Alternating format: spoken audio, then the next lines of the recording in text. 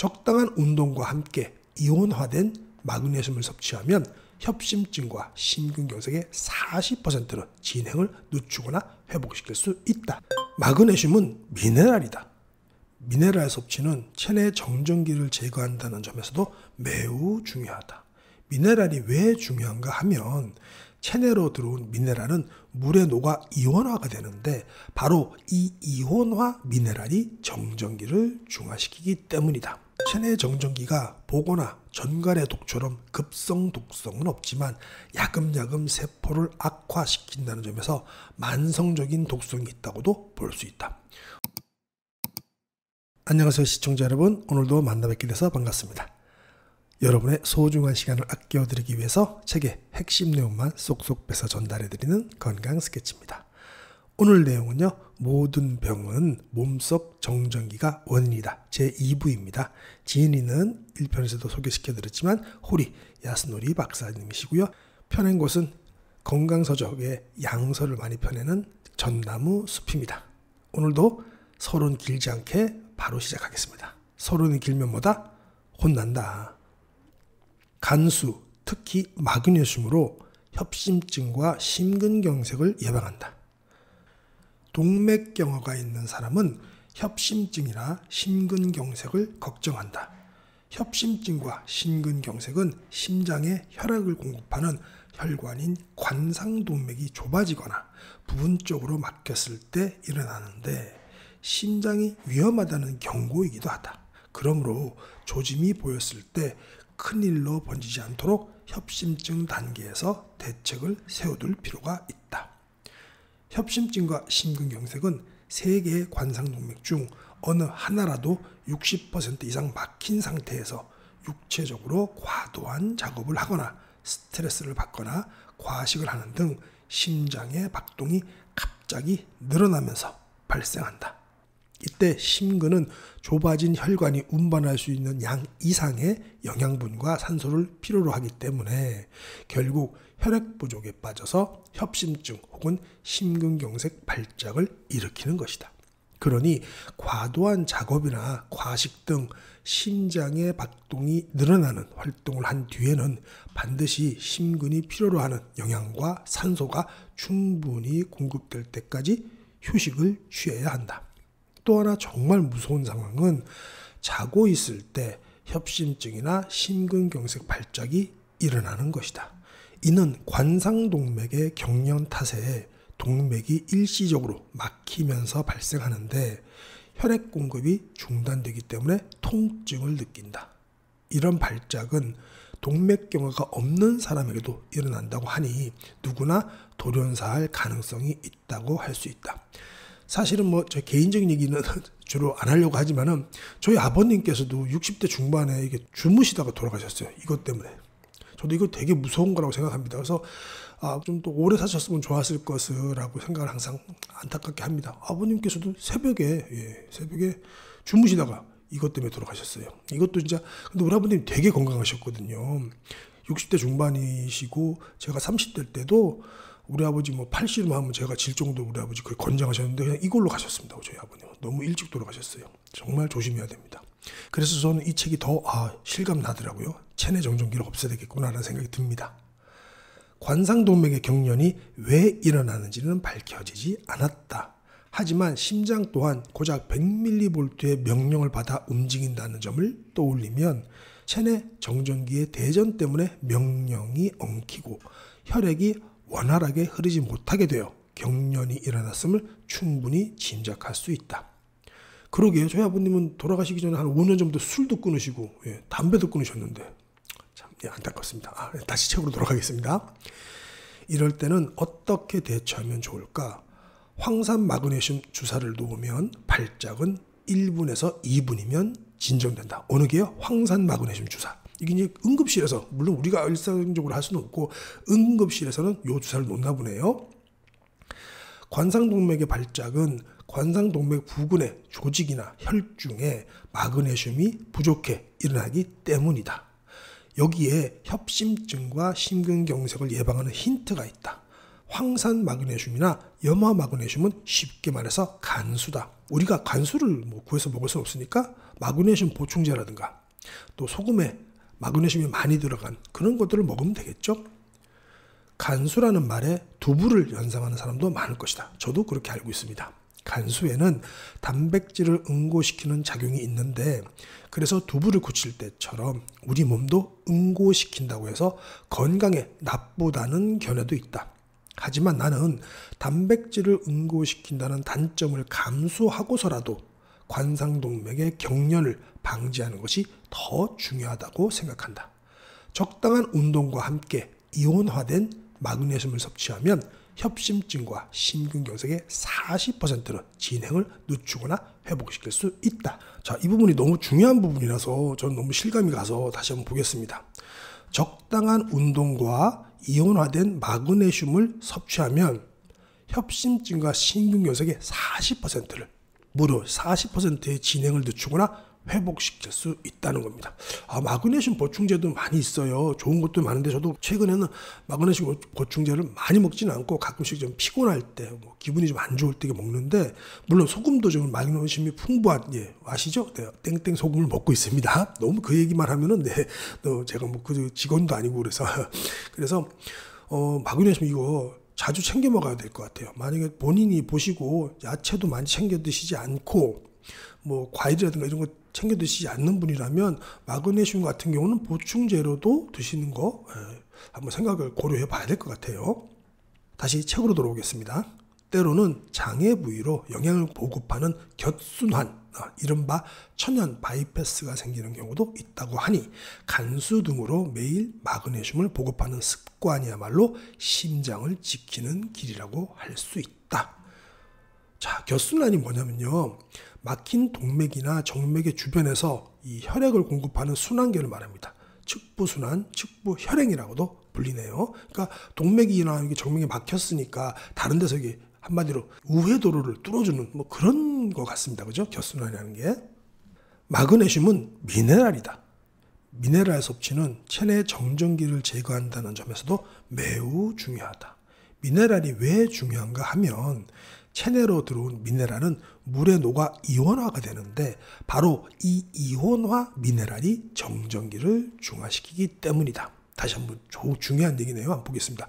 체내로 들어온 이 미네랄들은 물에 녹아 이온화되는데 바로 이 이온화된 미네랄이 정전기를 중화시켜주기 때문이라고 합니다. 정말 중요한 내용이네요. 그죠?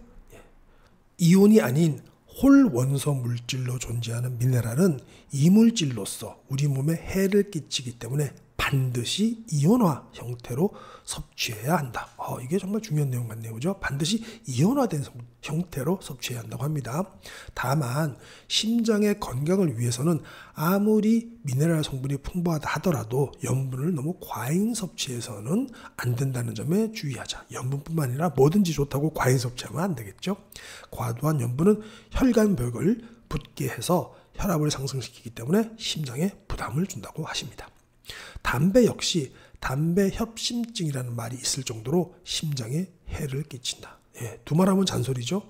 담배는 혈중 혈소판을 응고시키고 혈관벽에 지방이 쌓이는 것을 촉진해서 관상동맥의 경련을 조정하기 때문이다. 칼슘 기량제는 효과적인 경련 억제제이다. 칼슘이라는 건 수축에 필요한 요소인데요. 이 칼슘이 심근으로 과다 유입되는 현상을 억제하기 때문이다. 담배 연기는 공기와의 마찰로 음전하로 대전된다. 담배 연기는 공기로 마찰되면 음전하로 대전이 되네요. 연기가 직접 체내로 흡수되지는 않지만 연기에 함유된 니코틴이나 타르 역시 공기와의 마찰로 음전하로 대전되기 쉽다. 그래서 담배를 피우면 음전하로 대전된 니코틴이나 타르의 영향으로 심장도 음전하로 대전될 가능성이 커진다. 심장이 음전하로 대전되면 앞에서 설명했듯이 동맥경화가 촉진된다. 마찬가지로 칼슘은 양전하로 대전되기 때문에 음전하로 대전된 심장에 끌려가게 된다. 즉 칼슘 기량제와 반대되는 작용을 하게 되어 심장 경련을 조장할 가능성이 크다. 하지만 협심증이 생겼다고 해서 낙심할 필요는 없다. 이제부터 어떻게 섭생하느냐에 따라서 건강한 몸을 되찾을 수 있다. 염분의 과잉 섭취를 피하고 담배를 끊고 미네랄이 풍부한 현미와 곡물, 녹황색 채소, 해조류, 두부 등을 중심으로 식사를 하고 심장에 부담을 주지 않을 정도로 운동하는 습관이 중요하다. 다만 어떤 병이건 개인차가 있기 마련이니 전문의의 지도하에 실천하시기 바랍니다. 라고 당부하셨습니다. 자, 다음 챕터 한번 볼까요? 체내 정전기는 우리 몸에 독처럼 작용한다.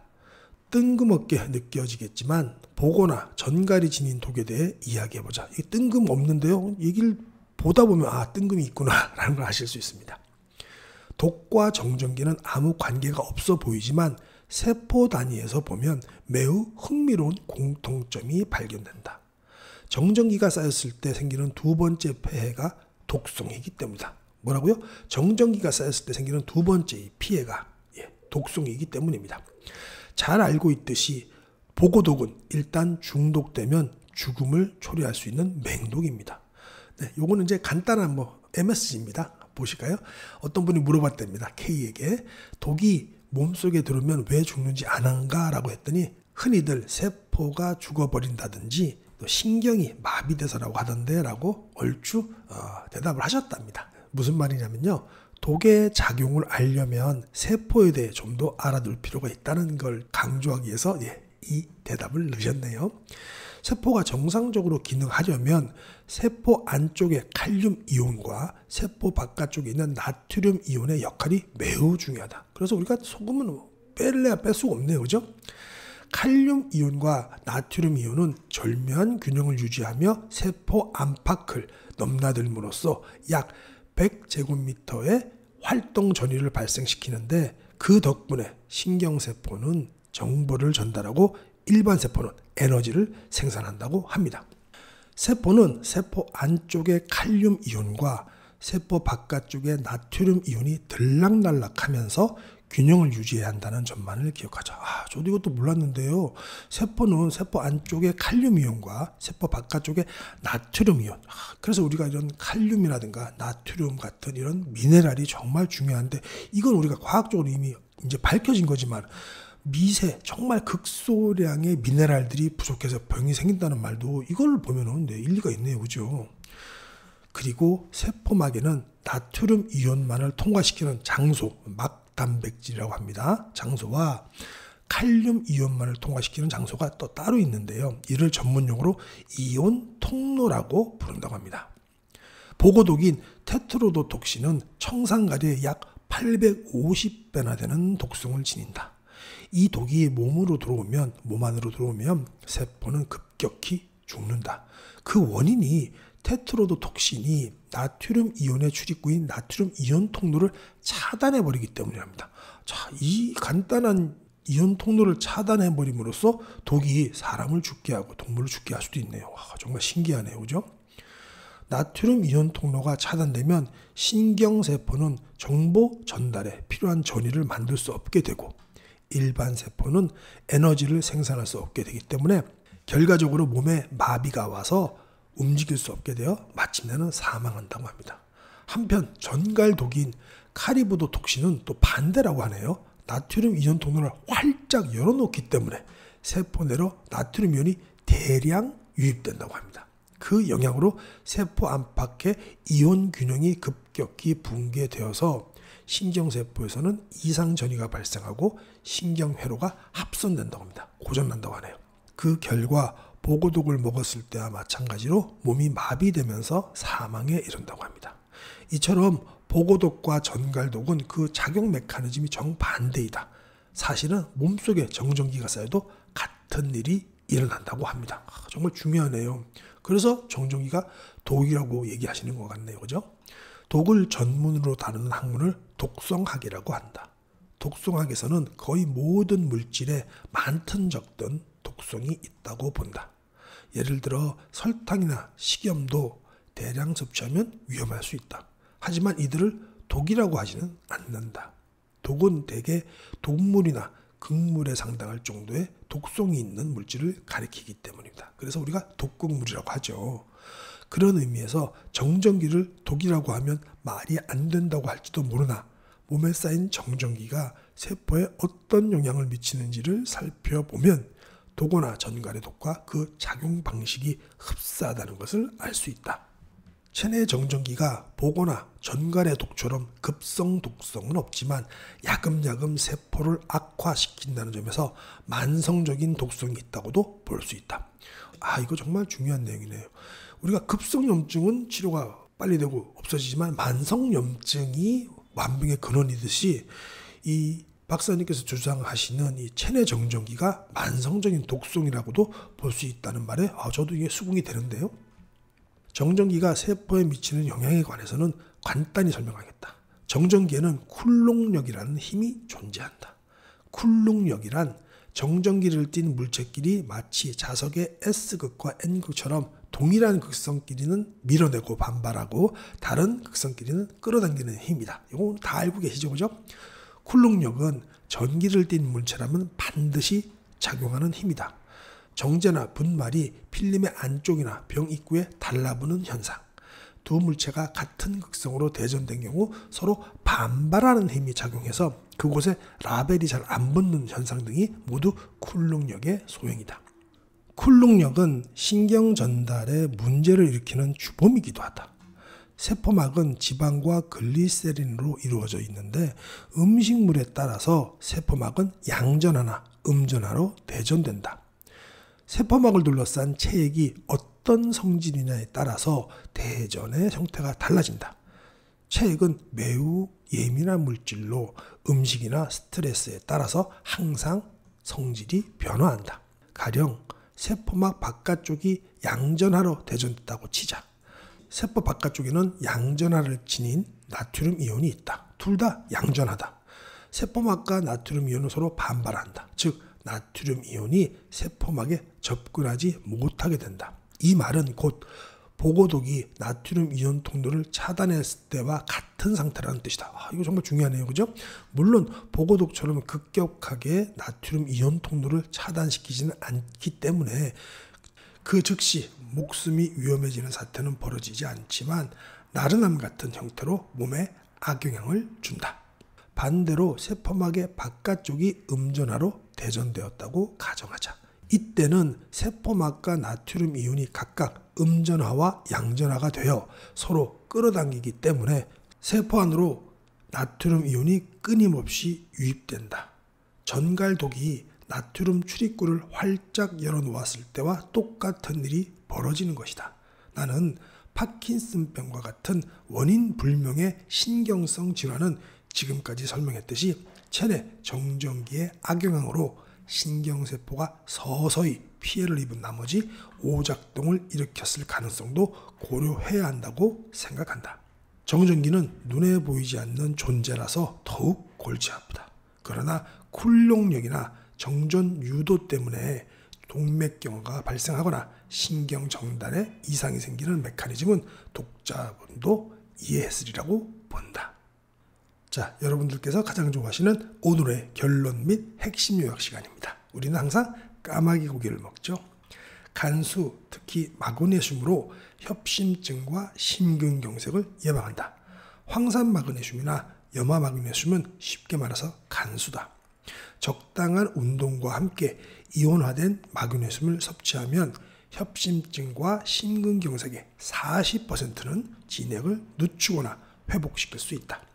마그네슘은 미네랄이다.